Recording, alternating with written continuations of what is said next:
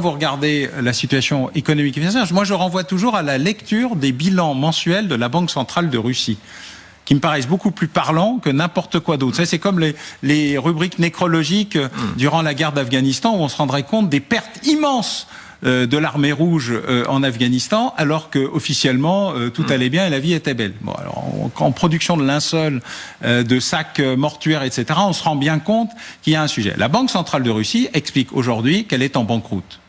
En banqueroute. Il n'y a plus d'argent pour les retraites, il n'y a plus d'argent pour la santé, tous les fonds qui ont été mis à disposition, les recettes pétrolières et gazières se sont effondrées. Et quand on regarde la production industrielle russe, y compris la production de matériel militaire, la Russie n'importe pas et ne produit pas suffisamment d'éléments chimiques et de précurseurs pour être en situation de poursuivre cette guerre. En termes de matériel comme en termes humains, elle est exsangue. Mais comme elle a 4 fois, quelque chose plus de population, et même si elle a perdu beaucoup de jeunes, même si beaucoup se sont enfuis, elle a encore la capacité, tant que les Ukrainiens ne tuent pas un peu plus de 4 Russes pour un Ukrainien, de tenir. Aujourd'hui, on est vraiment dans l'année 17, on dit ça depuis le début de l'année 24, et elle va durer encore un peu, c'est-à-dire le moment où le retour de l'équipement, des munitions et des armements occidentaux peut permettre à l'Ukraine de mieux se protéger, ce qui est l'objectif numéro 1, et éventuellement de finir, de redevenir un élément offensif pour récupérer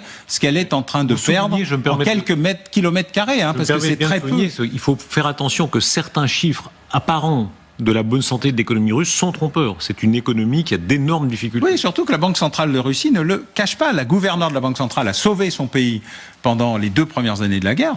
Elle mériterait le prix Nobel d'économie si elle n'était pas dans cette situation un peu, je dirais, délicate ou en tout cas hostile.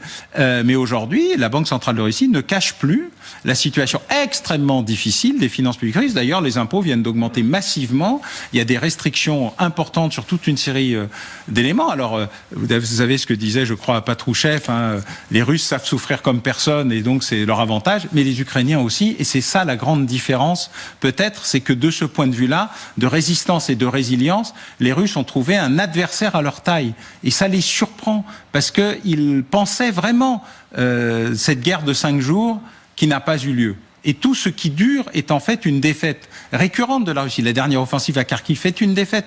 Tout ce qui n'a pas permis de bousculer l'armée ukrainienne, malgré ses difficultés, malgré sa fatigue, malgré les problématiques de recrutement, de renouvellement des troupes, malgré les dizaines de milliers de blessés, d'amputés, etc., la résistance nationale ukrainienne ne s'est pas effondrée et elle tient. Et donc c'est un élément qui perturbe gravement sur le temps long le fonctionnement russe. Et on le voit donc dans des éléments qui ne sont même pas cachés, mais que personne ne va regarder.